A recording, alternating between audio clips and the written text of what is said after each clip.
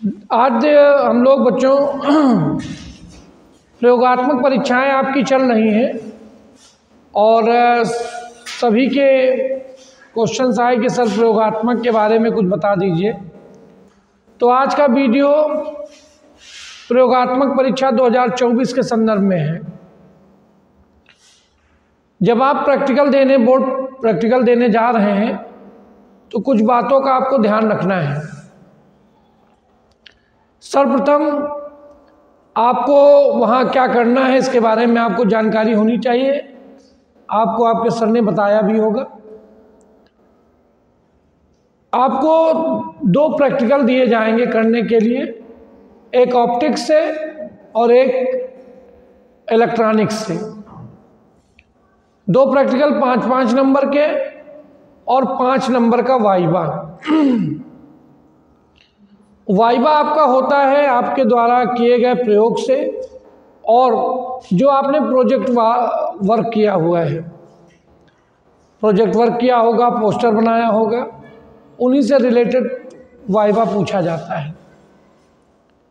तो आपके कॉलेज में जो प्रैक्टिकल कराए गए हों उनके जो छोटे छोटे क्वेश्चन बनते हैं, जैसे फोकस दूरी किसे कहते हैं, वक्रता फोकस दूरी में संबंध क्या है, अपवर्तनांक क्या है, स्नेल का नियम क्या है, ऐसे बहुत सारे क्वेश्चंस हैं। इलेक्ट्रिक में अगर हम आते हैं तो सेल का आंतरिक प्रतिरोध किसे कहते हैं, कैसे प्रभावित होता है, इस तरीके के बहुत सारे क्वेश्चंस आपसे जो है पूछे जा सकते हैं।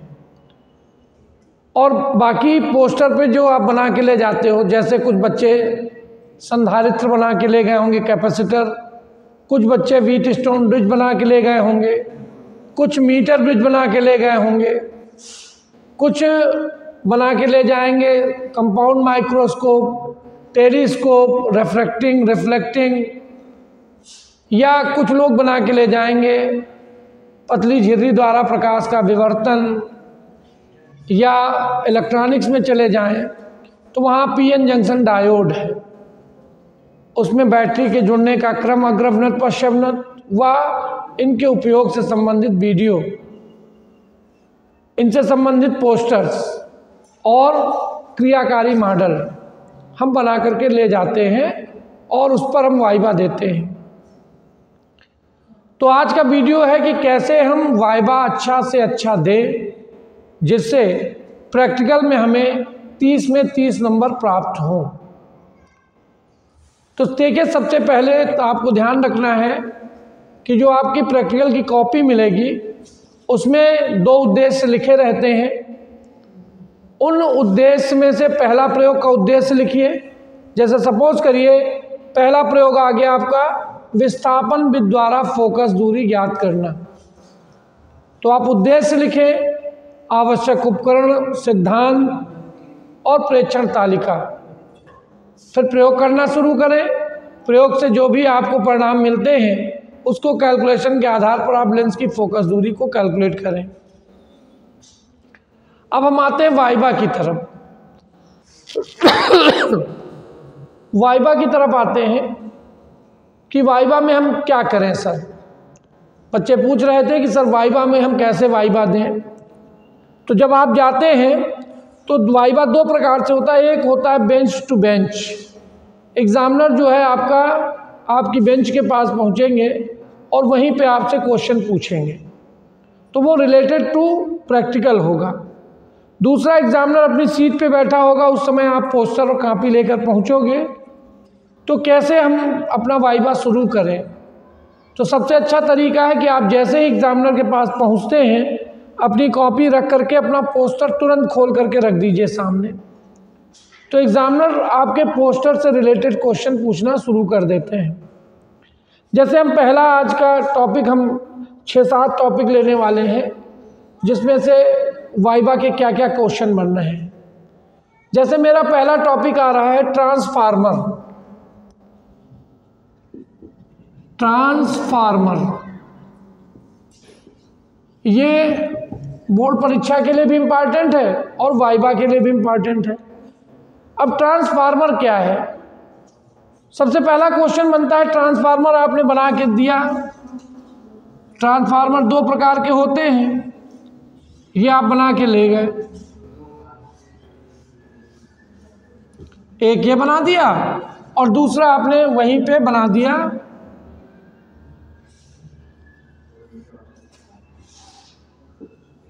ये ट्रांसफार्मर बना दिया। इधर आपने P लिखा, इधर आपने S लिखा, इधर आपने P लिखा, यहाँ पे आपने S लिखा। अब आप देख रहे होंगे ये ट्रांसफार्मर का चित्र आपकी पोस्टर पे बना हुआ है। जैसे एग्जामिनर देखेगा सबसे पहला क्वेश्चन पूछेगा कि इसका सिद्धांत क्या है, ये है क्या चीज़। तो आप बताओगे कि सर ये ट्रांसफार्मर है, ये जो है लो वोल्टेज की हाई करंट को हाई वोल्टेज की लो करंट या हाई वोल्टेज की लो करंट को लो वोल्टेज की हाई करंट में परिवर्तित करता है, यानी वोल्टेज को परिवर्तित करता है। फिर आपसे पूछेगा इसका सिद्धांत क्या है, तो आप उत्तर दोगे यह अन्योन प्रेरण के सिद्धांत पे कार्य करता है। अन्योन प्रेरण की परिभाषा पूछी जा सकती है। दो कुंडलियों को पास पास रखकर उनमें से किसी एक कुंडली के धारा के मान में परिवर्तन करें तो दूसरी कुंडली में उत्पन्न प्रेरित विद्युत वाहक बल उत्पन्न हो जाता है। उसी आवृत्ति का यही घटना आपकी क्या कहलाती है, अन्योन प्रेरण कहलाती है। तो आप सिद्धांत बताओगे। फिर आता है कि इनमें देखिए फेरों की संख्या ज़्यादा, इसमें कम किया, इसमें ज़्यादा कर दिया, मतलब क्या है। तो आप बताओगे कि रचना के आधार पर ट्रांसफार्मर दो प्रकार के होते हैं। ये अपचाई है, ये वोल्टेज को कम करेगा, और ये ऊंचाई है, ये वोल्टेज को ज़्यादा करेगा। कैसे ज़्यादा करेगा, तो आप उत्तर दोगे फैराडे के नियम से उत्पन्न प्रेरित विद्युत वाहक बल L बराबर -d∅dt, E बराबर -N∅dt। चूंकि फ्लक्स परिवर्तन तो दोनों कुंडलियों में सेम होगा, लेकिन फेरों की संख्या को घटा बढ़ा करके हम विद्युत वाहक बल के मान को कम या ज़्यादा कर सकते हैं। ठीक है। इसके बाद पूछा जा सकता है कि इसमें कौन कौन सी हानियां होती हैं। तो आप इसमें बताओगे कि सबसे पहले ताम्रिक हानि होती है। ताम्रिक हानि कौन सी होती है, तो आप बताओगे कि सर ये जो कुंडलियां होती है तांबे की बनी होती हैं, और तांबा जो है धारा का सुचालक होता है, जिसके कारण ऊष्मा उत्पन्न होती है, और ऊष्मा जो है वो व्यय हो जाती है, जिसके कारण हम जितनी ऊर्जा देते हैं उतनी ऊर्जा प्राप्त नहीं होती है। फिर दूसरा बताओगे आप भंवर धाराओं के कारण हानि। भंवर धाराएं उत्पन्न होती हैं, तो भंवर धाराएं उत्पन्न होती कैसे, फ्लक्स परिवर्तन के कारण इन कुंडलियों में चक्करदार धाराएं उत्पन्न हो जाती हैं, जिसके कारण हमें ऊर्जा की हानि होती है। फिर आप बताओगे फ्लक्स क्षरण। क्या बताओगे, फ्लक्स क्षरण होता है। जितना फ्लक्स इसमें उत्पन्न होता है उतना इसमें पास नहीं होता है। ठीक है। अगर यहाँ पे पूछा जाए कि भंवर धाराओं को कम करने के लिए क्या करोगे ये हानि ना हो, तो आप उत्तर दोगे भंवर धाराओं को कम करने के लिए हम क्या करेंगे, ये जो लॉ ऑफ रोड है इसको पटलित कर देते हैं। लॉ ऑफ रोड को पटलित कर देने पे क्या होगा, आपका प्रतिरोध कम हो जाएगा, जिसके कारण जो है धाराएं घट जाएंगी। ठीक है। उसके बाद फिर आता फ्लक्स क्षरण। फ्लक्स क्षरण को कम करने के लिए क्या करोगे, इसके भीतर जो आपकी वार्निश भर दी जाती है, जिससे कि जितना फ्लक्स यहाँ है उतना ही फ्लक्स आपका वहाँ पे प्राप्त होगा द्वितीय कुंडली में। ठीक है। तो इसके बाद एक आता है शैथिल्य हानि।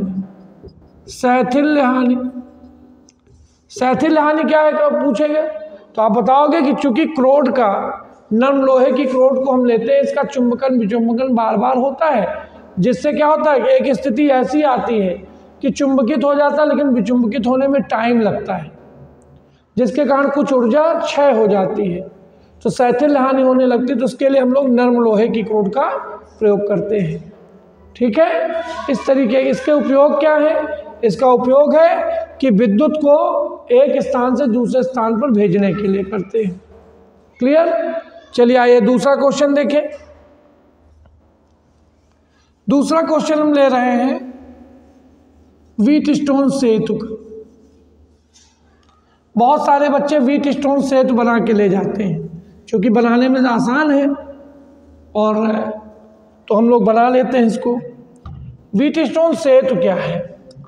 ये आपके पोस्टर पे ये ऐसा एक चित्र बना रहता है।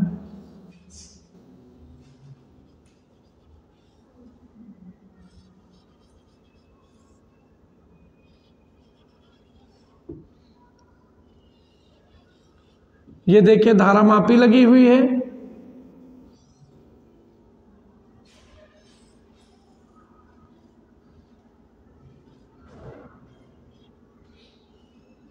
ये देखिए कुंजी दूसरी लगा दी है, कुंजी K1 है, ये कुंजी K2 है, ये सेल है। ये 4 प्रतिरोध लिए हैं PQRS। ये बहुत सारे बच्चे आप जब भी देखेंगे तो आपको लगेगा कि बहुत सारे बच्चे जो हैं, ये शायद देखो दिख नहीं रहा होगा तो हम इसको फिर से बना रहे हैं, थोड़ा सा ऊपर बना देते हैं।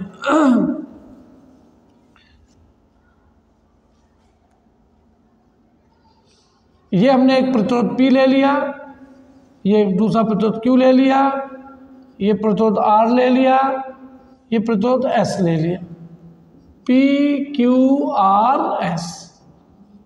एक विकर्ण के बीच में हमने एक बैटरी लगा दी और कुंजी K1 लगा दी। दूसरे विकर्ण के मध्य हमने एक धारा मापी लगा दी और कुंजी K2 लगा दिया।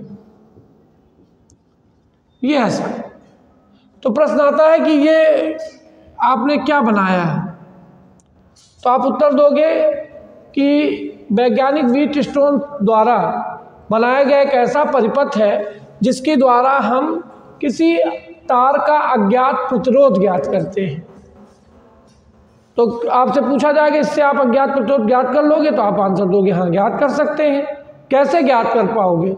तो आप उत्तर दोगे कि यदि हम 4 प्रतिरोधों को लेकर चित्र के अनुसार जोड़ दें, एक विकर्ण के मध्य हम सेल तथा कुंजी K1 तथा दूसरे विकर्ण के मध्य हम धारा मापी व कुंजी K2 लगा दें। कुंजी K1 को बंद करने पर परिपथ में धारा बहने लगती है तथा K2 को बंद करें और K2 को बंद करने पर धारा मापी पर कोई विक्षेप ना आए तो हम कहेंगे सेतु संतुलन की दशा में है। किस दशा में है सेतु? परिपथ संतुलन की दशा में है। संतुलन की दशा क्या है? संतुलन की दशा में धारा मापी का विक्षेप 0 होना चाहिए। तो संतुलन की दशा में किन्हीं 2 संलग्न भुजाओं के प्रतिरोधों का अनुपात शेष 2 भुजाओं के प्रतिरोधों के अनुपात के बराबर होता है। तो P/Q बराबर R/S। P और Q ज्ञात भुजाएं हैं, इनको हम क्या कहते हैं? ज्ञात भुजाएं। इसको कहते हैं परिवर्ती प्रतिरोध।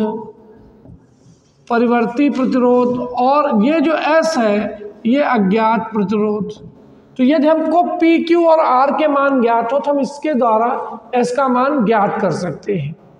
तो यहाँ पर संतुलन की शर्त है कि किन्हीं 2 संलग्न भुजाओं के प्रतिरोधों का अनुपात शेष 2 भुजाओं के प्रतिरोधों के अनुपात के बराबर होना चाहिए। P/Q बराबर R/S। यहाँ पर पूछा जाता है सेतु कब सबसे ज़्यादा सुग्राही होता है? तो आपका उत्तर होगा जब इसके चारों प्रतिरोध एक ही कोटि के हों। क्लियर? फिर एक क्वेश्चन पूछते हैं संतुलन की दशा में यदि धारा मापी की जगह सेल और सेल की जगह धारा मापी लगा दे तो संतुलन पर क्या प्रभाव पड़ेगा? तो आपका उत्तर होगा कोई प्रभाव नहीं पड़ेगा। क्यों नहीं पड़ेगा? तो आप उत्तर दोगे कि संतुलन की दशा में धारा मापी में बहने वाली धारा 0 होती है। जब कोई धारा ही नहीं जा रही होगी तो ये दोनों बिंदु समान विभव पर होंगे। तो अगर कोई सेल लगा दोगे समान विभव के कारण वहाँ से होकर के कोई धारा प्रवाहित नहीं होगी, तो संतुलन पर कोई प्रभाव नहीं पड़ेगा। फिर पूछा जाता है इससे इस सिद्धांत पर आधारित किसी उपकरण का नाम बताओ। तो आप उत्तर देते हो मीटर सेतु। मीटर सेतु। मीटर सेतु जो है वो इसी सिद्धांत पर आधारित है। प्रश्न एक और पूछते हैं इसमें अधिकतर कि इसको सेतु क्यों कहते हैं?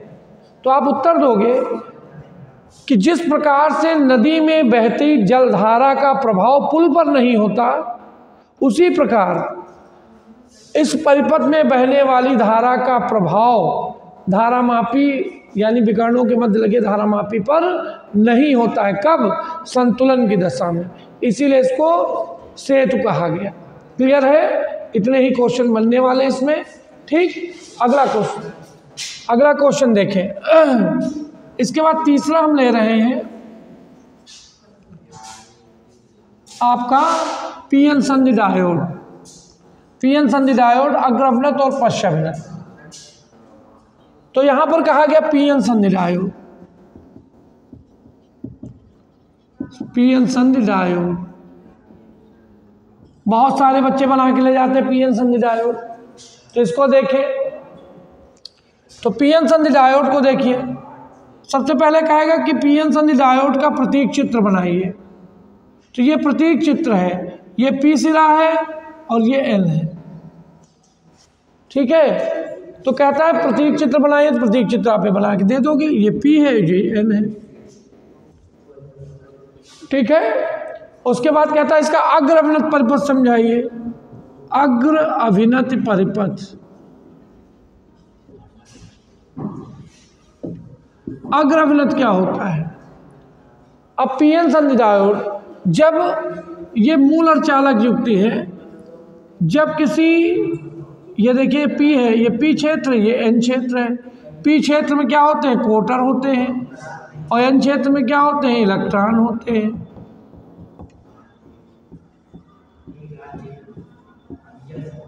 और ये अवक्षय परत है, ठीक। जब किसी पीएन संधि डायोड के पी क्षेत्र को बैटरी के धन सिरे से जोड़े व एन क्षेत्र को बैटरी के ऋण सिरे से जोड़ दें, तो ये संधि किसमें कहलाई? ये पीएन संधि है।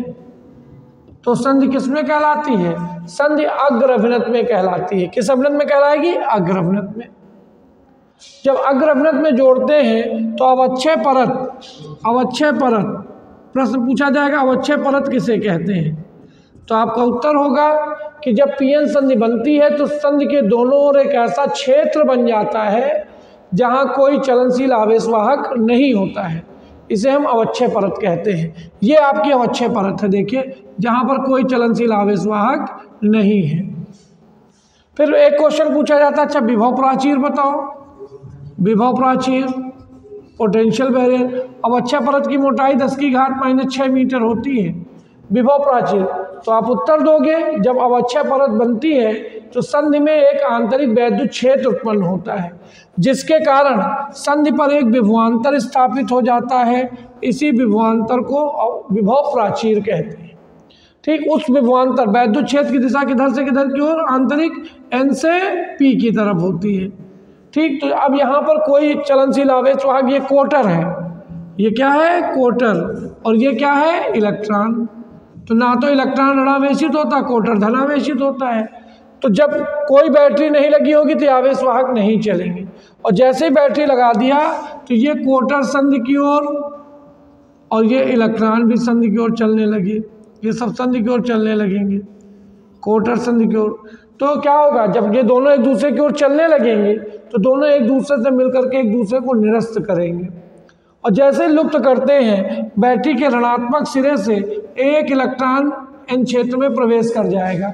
ठीक उसी समय इस पॉइंट के निकट एक सहसंयोजक बंध टूटेगा, जिससे इलेक्ट्रॉन और क्वार्टर मुक्त होंगे। इलेक्ट्रॉन धनात्मक सिरे में प्रवेश करेगा और क्वार्टर संधि की ओर चलने लगेगा, जिससे क्या होगा? परिपथ में धारा बहने लगेगी। यदि हम अग्रअभिनत विभव और अग्रधारा के बीच में आई फॉरवर्ड वी फॉरवर्ड के बीच ग्राफ खींचें तो हम क्या देखते हैं? ग्राफ हमारा कुछ ऐसा आता है। ये ऐसा कैसे ग्राफ आ गया? तो ये नी वोल्टेज कहलाएगा 0.3 वोल्ट। किसके लिए? आपके जर्मेनियम के लिए। और सिलिकॉन के लिए 0.7 वोल्ट। क्लियर है? इसके उल्टा अगर हम करें कि पी क्षेत्र को बैटरी के दूसरे फिगर में देखें, पी क्षेत्र को बैटरी के ऋण सिरे से जोड़ दें, ये बना दिया, ये पी क्षेत्र, ये एन क्षेत्र। पी क्षेत्र को बैटरी के ऋण सिरे से और एन क्षेत्र को बैटरी के धन सिरे से जोड़ दीजिए। ये ऋण है, ये प्लस है। तो ये जो अवक्षय परत है इसकी मोटाई बढ़ जाएगी और क्वार्टर संधि से दूर जाने लगेंगे और इलेक्ट्रॉन संधि से दूर जाने लगेंगे। तो उत्क्रम अभिनत में ये कौन सा अभिनत कहलाएगा? उत्क्रम अभिनत। ये उत्क्रम अभिनत कहलाएगा। उत्क्रम अभिनत में अवक्षय परत की मोटाई बढ़ जाती है, अर्थात उत्क्रम प्रतिरोध क्या होता है, उत्क्रम प्रतिरोध बढ़ता है, जिसके कारण बहुसंख्यक आवेश वाहकों के कारण कोई धारा नहीं बहती है। क्लियर है एकदम। अगर हम विभवांतर के मान को बढ़ाते जाएं, अब यहाँ पर देखिए हमने ग्राफ खींचा, ये I रिवर्स है, ये V रिवर्स है। उत्क्रम विभव के मान को बढ़ाते चले जा रहे हैं, बढ़ाते चले जा रहे हैं, तो क्या होगा, संधि के समीप जो अल्पसंख्यक आवेश वाहक हैं उनका घनत्व धीरे धीरे बढ़ने लगता है, और एक अवस्था ऐसी आती है कि विभव के बढ़ने पर एक अवस्था ऐसी आएगी कि अचानक धारा का मान बहुत अधिक बढ़ जाएगा। जब धारा का मान बहुत अधिक बढ़ेगा तो इस घटना को हम लोग कौन सी घटना कहेंगे, एवलांस भंजन। कौन सी कहेंगे, एवलांस भंजन। ठीक है, एवलांस भंजन वह दशा है जहां संधि पर अल्पसंख्यक आवेश वाहकों का घनत्व बढ़ता है और उत्क्रम धारा का मान एकाएक बहुत तेजी से बढ़ जाता है और संधि समाप्त हो जाती है। क्लियर एकदम। ठीक है, तो ये आपका हो जाएगा कौन सा, आपका उत्क्रम अभिनत हो जाएगी। ये तीनों क्वेश्चन आपको समझ में आए होंगे वाइवा के लिए। ठीक है, धन्यवाद।